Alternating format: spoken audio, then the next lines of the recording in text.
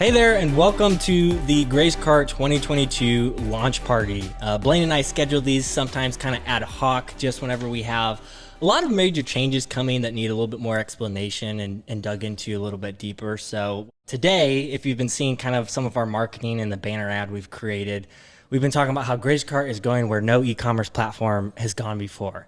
Which is really just our fun way of saying that with some of the changes that we're releasing today, two of them being the two most requested features we've had of all time are being released at the same time. That's going to be the point of sale system and the subscription module that we've built into things, which really allow you to keep all of that stuff in one platform and have one platform to manage every single purchase, which out of all the other farm, food e-commerce platform, and really just any relevant tool that you as a listener would be looking at, is not built in the same way or even offered in those tools.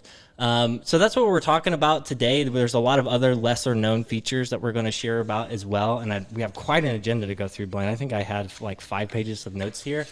Out of everything we're going to talk about, what are you most excited to share with our following clients and listeners today? Well, I mean, for sure, this is a pretty big announcement day, but the subscriptions for me, just because of how we're using it at Seven Sons, and some big surprises that have really surprised me with Subscribe and Save. That's what I'm looking forward to getting today, to let folks know, all right, we've been working on this for a while. The results are now coming in, and I can't wait to share those later in the Yes, we've been here. working on that for, I think it's been about 13, 14 months or so. And I say it's our most requested feature of all time, but really it's, it's much more than a feature. We've built a platform into this. Same thing with that point of sale module that really include dozens of features, which is really what's inspired us to kind of take some time today to share about these things with you in this video here. We're going to have some follow-up sessions, which is kind of how I want to kick things off. So this video here has been pre-recorded, but with the YouTube Live Premiere feature that we use, there's a live comment section. So Blaine and I are in the comments right now, and you guys can feel free to ask questions as we go along throughout the day. But after this call, we have some follow-up sessions which will be live that are scheduled to really, the idea is for you early adopters who are inspired to get value out of the tools as soon as possible that we're going to talk about. They're designed to help you take action as quickly as possible and learn some of the best practices that we just have learned through our experience of implementing some of the things that we're going to be releasing today as well. So be sure to, there's a link, it's been all of your emails, we'll put in the chat as well, that will go to the event page so you can get more info on the times of when those will start, and make sure you don't miss out. All right, Blaine, first on the lineup we want to talk about is what we're calling the point of sale system, or so we're calling it Express POS, which basically has two components here. I brought some props. So there's a Wi-Fi wireless card reader for swiping and inserting chip cards. And then we also have the point of sale software, which is best ran on like a tablet size device.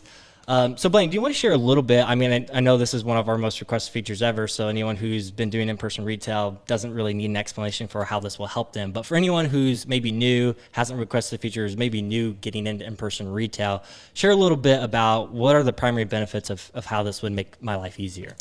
Well, the main benefit is we're reducing another platform that you have to use. I mean, no one's asking now, how can I add another technology platform to my business to complicate it even more? So what we're doing with the POS system is it's a full integration into GrazeCart, meaning you don't need to have integration with POS. We've built the POS into our system. No time spent managing those integrations.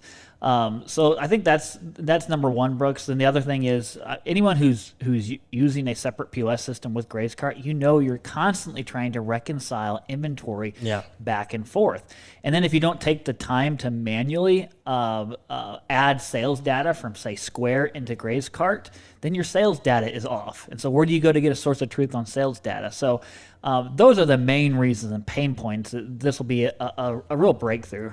So if you're going to farmers markets or you have a small retail presence, that's who this is designed for. We are getting some larger scale retail operations follow us, Blaine. So I do just want to mention that if you are doing maybe 2 million plus in-person retail sales and you need commercial scales and those types of things involved, probably not a good fit for you here. But this is version 1. We'll continue to iterate on this over time. Big benefit is going to be that seamless level of integration that comes with it. Right. So think about going to the farmer's market, having a farm stand open a few days a week, and this is perfect for that. What I also love about this, Brooks, it's seamless. Just order the scanner, and click a button, activate it in GrazeCart. Everything's all set up because it's one platform. It's not two platforms. So Pat Kane, who's new to our team, and the engineering mind who's been behind this module, will be sharing more and giving you a full tour of that in the session that's going to be right after this. So be sure to catch us there. Next thing, Blaine, we want to talk about is our integration with VNDR shipping. Over the years, I would say probably 2.5 years ago, Blaine, there was probably about 25% of our clients who were actually shipping their products to their customers through a major carrier like UPS or FedEx. And since that time, I would say it's probably closer to 60 to 75%. So this just continues to be a major shift. But getting into logistics, one of the biggest barriers is cost of getting started. And we've talked a lot about on our podcast about how you need to get connected with a rate reseller to get negotiated shipping rates through UPS or FedEx. And that's exactly what VNDR shipping provides. And they have some of the best rates, negotiated rates with UPS that I've really seen in a long time. And they're what they also provide is a label printing software and really label automation software for generating those barcode scannable UPS labels, and they have a lot of automation rules around that to where you can basically make that happen in just one click, which if you've been shipping for a while, you know that it's more of a process than that.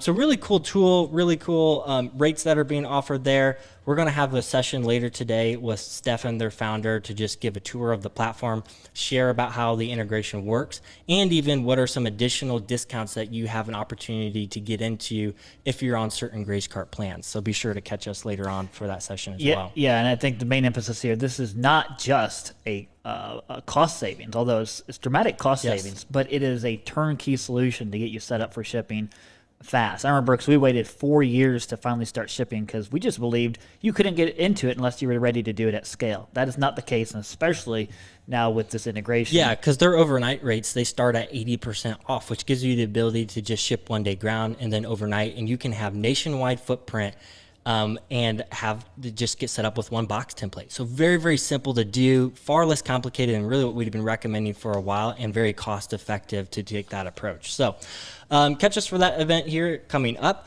So next we want to share about the Blaine, we're creating a new registration and checkout flow. So just kind of really rethinking through how accounts get created and what that checkout process looks like. This update is going to have really 3 different components to it. We're rebuilding what I call our geo-fencing technology. So that's the whole idea of making your customer enter their zip code so you can tailor products and pricing based on how they're buying from you. Making that just a little more optimized and user-friendly. We're also going to then offer the ability for there to be session carts, so meaning carts that are, without getting too technical, attached to the browser session so the customer doesn't have to create an account. So that'll give us the ability for customers to shop, load up their carts without having to enter their email address and have that account created until checkout. So the final change here is once the customer gets to that checkout flow, currently GrazeCart has 3 pages where you collect your customer's information, their payment information, and they complete the order. We're optimizing that down to 1 page to try to streamline conversions. And really, there's a lot of different reasons that this could benefit your business plan, but we've talked about this a lot even for our business at Seven Sons as well. What are some of the biggest opportunities and benefits that you think this opens up for folks who are using our platform, outside of it just reducing some of the friction and steps for the customer? Well, for sure, if you're doing cold advertising, just less steps and less clicks is always generally a good thing. And we're doing a lot of cold advertising, Brooks, now, so I'm excited about that. But also getting customers to that final checkout page faster, where they see that checkout button. And I'm really excited because that's where our subscribe and save offer, which is a very compelling offer, lives. It's on that final checkout page. So getting folks there, literally add to cart, and then being able to jump right to that page and just 1 or 2 clicks. That's where our most valuable offer lives. We're going to talk about that later in this video here. Yep. So I think a lot of different reasons, but for sure for brand new customers, but also promoting that subscribe and save offer. Yeah. So long story short, it produces quicker shopping experience with less friction. Plus, it still maintains the ability to tailor the shopping experience, products and pricing based on how the customer's buying, which is probably one of the number 1 reasons why you are using GrazeCart in the first place. Yeah, because now you can just ask for a zip code and it will filter the products based on that. Yep. And prices, for that matter. Yep. Okay, moving on. Wanted to do just a quick highlight, Blaine, on some new plans on pricing that we have and some changes that we're making to add-ons, really, to just help make them more visible and help people get more value out of them. But if you haven't been on our website and the pricing page in a while, you'll see now if you go there, there's some new pricing plans that we have there, which really are no different, Blaine, than the pricing and the plan that we introduced with the GrazeCart.io update the last time you and I were sitting down to have this conversation. As far as feature sets goes, all the more we're doing is just changing the mechanism for how pricing works, where before, and most of you watching this video, if you're using GrazeCart, your pricing is based off of how many orders are going through your system on GrazeCart. Where we're changing that to make it based on the revenue in a 12-month period that's running through your system. And the number one reason for that was just to reduce some confusion and friction we were getting as people were getting started around just how pricing worked. So we think this is going to be more simple. There is an opportunity for some of you who are maybe doing beyond 200 to 500 orders a month where you could actually save on by upgrading to these new plans on your monthly subscription fee. And then another opportunity to save is going to be with our add-on modules. So Blaine, we're going to double down on our add-on marketplace this year and moving into the future. And we're actually making that more visible in our main menu, and we're changing the name to apps, where that's going to be one central command where you'll go to manage all of your integrations, all of the add-on modules for GrazeCart, so it'll live in one place, be much more visible. Plus, if you get set up on these new plans that we just introduced, we're actually going to be reducing the price for several of the add-on modules that have been around here for the last year and a half as well. So we'll share more about that, I'm sure, in the comments, or we'll be on the resource section of the events page if you want to get more info on what that pricing will look like as well. All right, Blaine, now to the big update. Let's talk about the subscription platform. So again, we talked about as we got started, this has been something we've been working on for the last 13 months or so. I know the project expanded in budget and scope and complexity. But Blaine, we went live on 7cents.net with our Subscribe and Save program. It was early October of last year. What have the results been? Just share with our audience, for anyone who's entertaining this option, what are we seeing from this endeavor? Well, there's been two major surprises, and it has been incredibly suspenseful because Subscribe and Save is one of those projects that literally doubled in size, scope, and budget. And so whenever something happens like that, that's usually when you're in the halfway point and you're like, what do we do? Do we keep going? Or do we stop now? So it's been a lot of suspense for us, but I'm excited to say there's two big surprises that we noticed. And one, Brooks, was just simply how well it's been received by our customers. So basically the percentage of customers that are actually opting in. We set a really lofty goal, Brooks, 13 months ago when we had this vision, we fleshed out this vision for Subscribe and Save. That goal, I think, Brooks, was ultimately within a year of launching Subscribe and Save, we wanted to see at least 40 to 50% of our orders coming in from Subscribe and Save customers. Yep. That was a lofty goal. I know several team members like, I don't know if that's going to happen.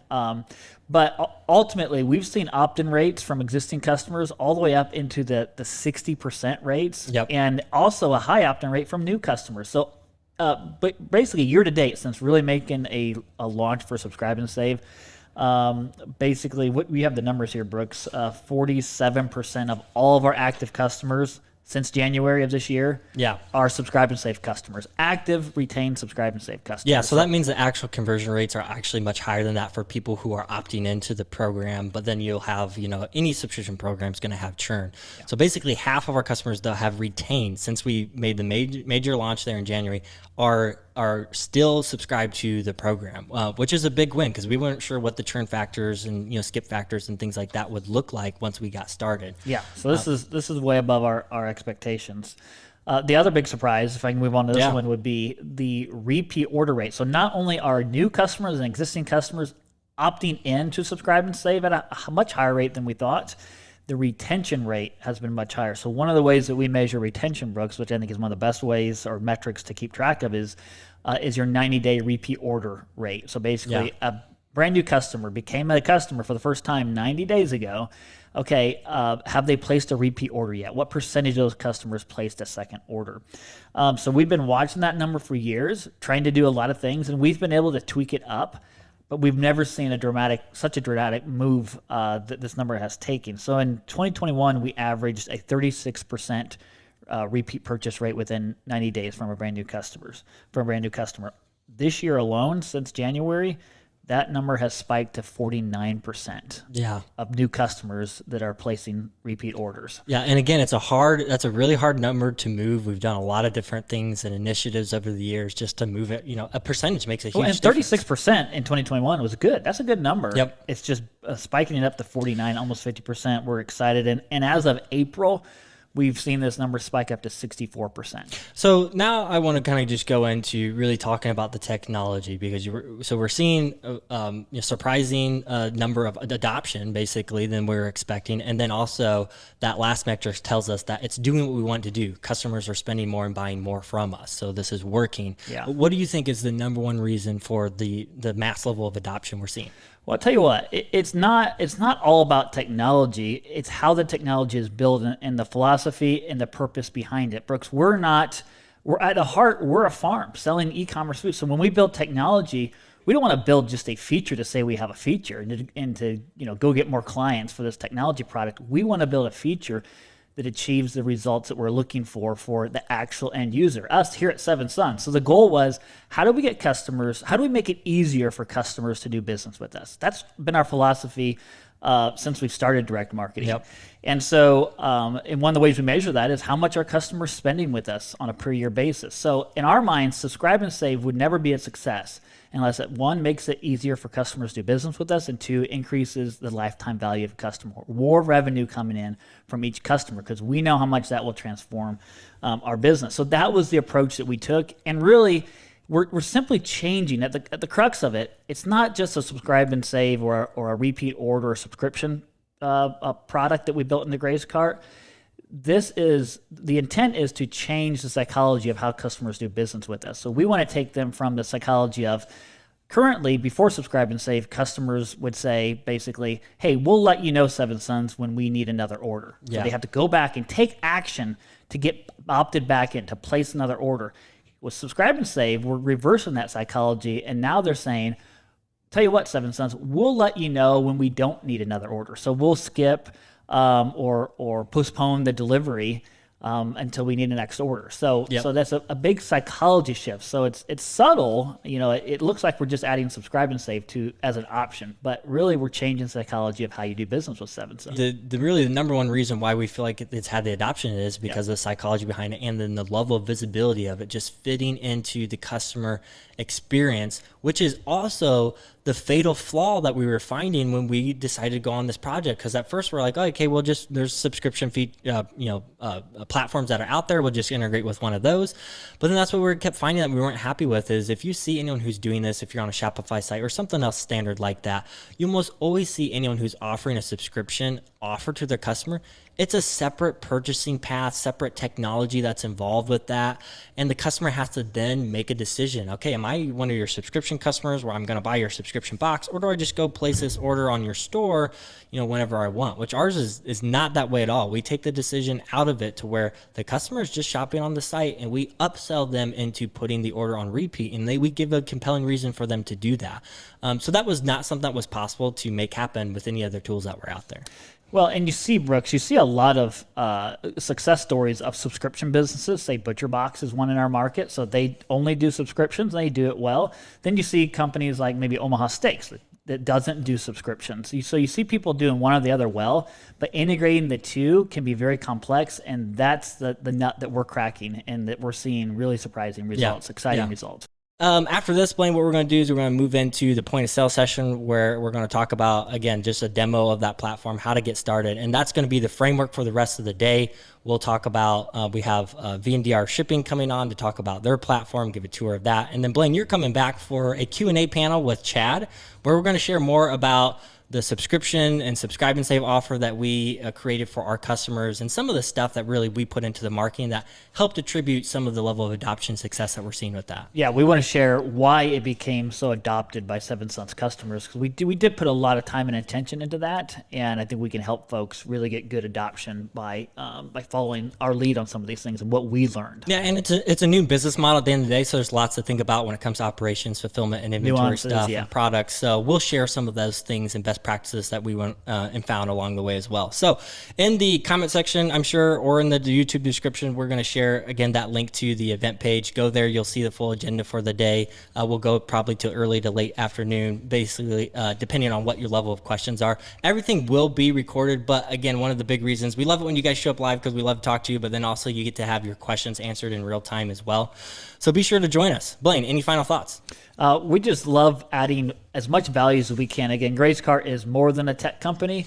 So one of the things that we feel like we add a lot of value, Brooks, is because we're using this with our customers, and we just look forward in this launch party today, bringing what we've learned to the table and how to get the most out of GrazeCart. Yep, I love it. All right, grab the Zoom link and we'll talk soon.